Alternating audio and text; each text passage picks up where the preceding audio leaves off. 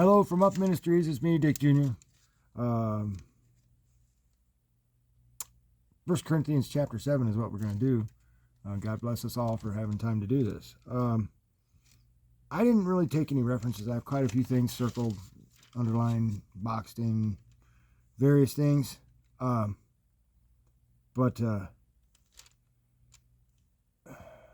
this is a very controversial area for a lot of folks sometimes. It's very simple for me, I understand, but, you have to pray for understanding sometimes. That means an open mind a lot of times. So anyways, I prayed and asked God to help me speak with you, literally just before I pressed the record button. And I suggest at any time that you place yourself in God's Word, that you ask Him for knowledge, wisdom, and understanding, specifically those things. And He'll give them to you. And I suggest also that any time you need knowledge, wisdom, or understanding in anything, maybe you should just ask Him about it and see what happens. So no references. So I'll just get to it here. This is a little long. It's a couple pages. This is Paul continuing to talk to the church at Corinth. Okay, the Apostle Paul. Now concerning the things about which you wrote, it is good for a man not to touch a woman. But because of immoralities, each man is to have his own wife, and each man is to have her, or each woman is to have her own husband. The husband must fulfill his duty to his wife, and likewise also the wife to her husband. The wife does not have authority over her own body, but the husband does. And likewise also the husband does not have authority over his own body, but the wife does. Stop depriving one another, except by agreement for a time, so that you may devote yourselves to prayer and come together again, so that Satan will not tempt you because of your lack of self-control. And this is something that we don't want to do. You don't want to deny your spouse. You want to, I understand that the world has things and whatever, but this is how Satan gets in, okay? And none of us want any of the things that Satan brings with him, okay? So, but this I swear by way of concession, not of command. Yet I wish that all men were even as I myself am. And Paul never married, and Paul never had a woman, basically. However, each man has his own gift from God, one in this manner and another in that. And that is something that each of us needs to understand, that just because I'm not like you doesn't mean that I'm not of God. And just because you're not like me doesn't mean you're not of God. You see what I mean? Okay. Self-control, but I say concession, not a command. Self-control, let them marry, for it is better. But I say, lost my place. But this I say by way of concession, not by command. Yet I wish that all men were even as myself. However, each man has his own gift, his own gift from God, one in this manner and another in that. There it is. But I say to the unmarried and to widows that it is good for them if they remain, even as I, which is unmarried. But if they do not have self-control, let them marry, for it is better to marry than to burn with passion. I circled that, and that's very important for us to remember, because that's the two states, okay? Either you are without and the Lord's, okay? Or you're burning with passion.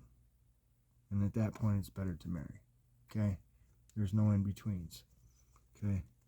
But to the married I give instruction, not I, but the Lord, that the wife should not leave her husband. But if she does leave, she must remain unmarried, or else be reconciled to her husband, and that the husband should not divorce his wife. And this does not mean if there are extenuating circumstances, okay? That's something that I will say. God is love, and if it's not love, okay, then He's not for it. And that's the way it works. But if she does leave, she must remain unmarried, okay, and the husband divorce his wife. But to the rest I say, not the Lord, that if any brother, and that's, Paul says this, not the Lord, okay, is what this is, Paul's opinion, okay, that if any brother has a wife who is an unbeliever and she consents to live with him, he must not divorce her. And a woman who has an unbelieving husband and he consents to live with her, she must not send her husband away. For the unbelieving husband is sanctified through his wife, and the unbelieving wife is sanctified through her believing husband. For otherwise their children are unclean, but now they are holy. Yet if the unbelieving one leaves, let him leave. The brother or sister is not under bondage in such cases, but God has called us to peace. For how do you know, O wife, whether you will save your husband? Or how do you know, O husband, whether you will save your wife? And this is a very beautiful thing, because I know people who have led their spouse to salvation through their actions, and then their spouse passed. So had they not stayed with that person and God had not worked through them, then that person may have never made it to heaven. You see what I mean? Anyway, I just know these things happen. So only as the Lord has assigned to each one, as God has called each in this manner, let him walk. And so I direct in all the churches. Was any man called when he was already circumcised? He is not to become uncircumcised. Has anyone been called in uncircumcision? He is not to be circumcised. Circumcision is nothing, and uncircumcision is nothing. But what matters is the keeping of the commandments of God. I circled that. What matters is the keeping of the commandments of God. That's what matters. You want to know what matters? Keeping the commandments of God. That's what matters. Okay? It says right here, what matters is the keeping of the commandments of God. Pretty simple.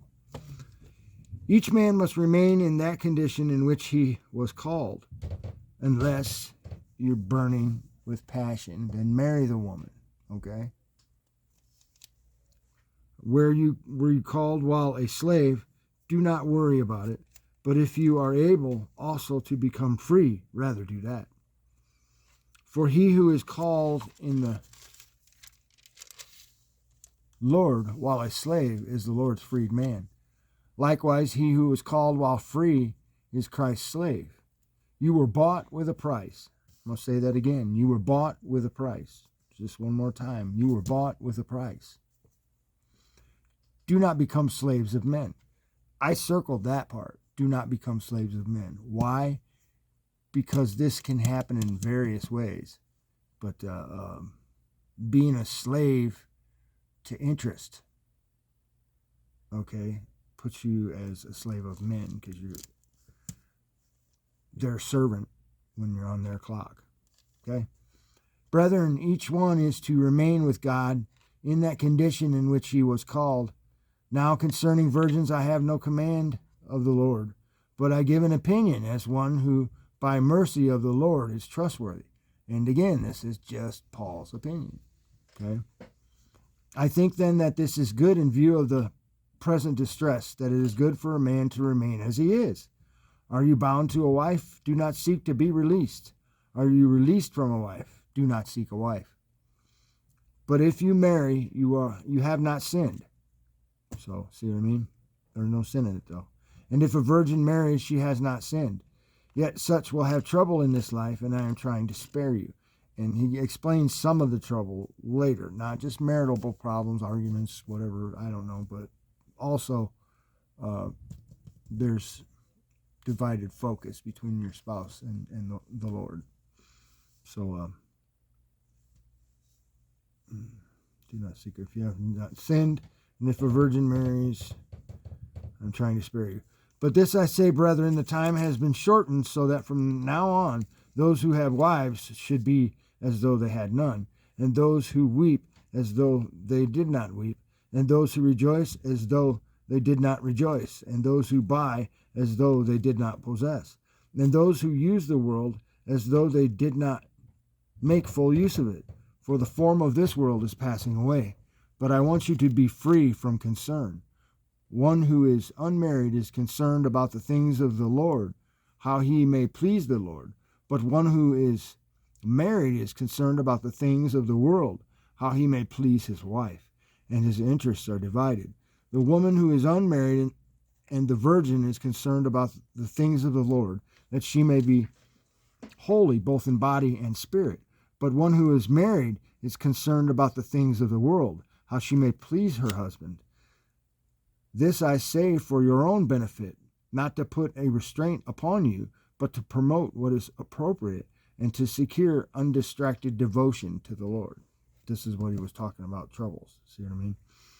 But if any man thinks that he is acting unbecomingly towards his virgin daughter, if she is past her youth, and if it must be so, let him do what he wishes. He does not sin. Let her marry. But he who stands firm in his heart, being under no constraint, but has authority over his own will, and has decided this in his own heart, to keep his own virgin daughter, he will do well. I don't understand this part here, but this is what Paul says. So then both the ones who gives his own virgin daughter in marriage does well, and he who does not give her in marriage will do better. Possibly, though, this is where the tradition of nuns come from. A wife is bound as long as her husband lives, but if her husband is dead, she is free to be married to whom she wishes, only in the Lord. So it doesn't just say a believer, it says whom she wishes. Okay. So, but in my opinion, she is happier if she remains as she is, and I think that I also have the Spirit of God. That was a capital S. And Paul did have the Spirit of God, but this is a tall order for many folks. So, anyway, that's 1 Corinthians chapter 7. But I think it's good for us to remember that it's better to marry than to burn with passion. And what matters is keeping of the commandments of God. Okay, that's what really matters. And you were bought with a price. Okay.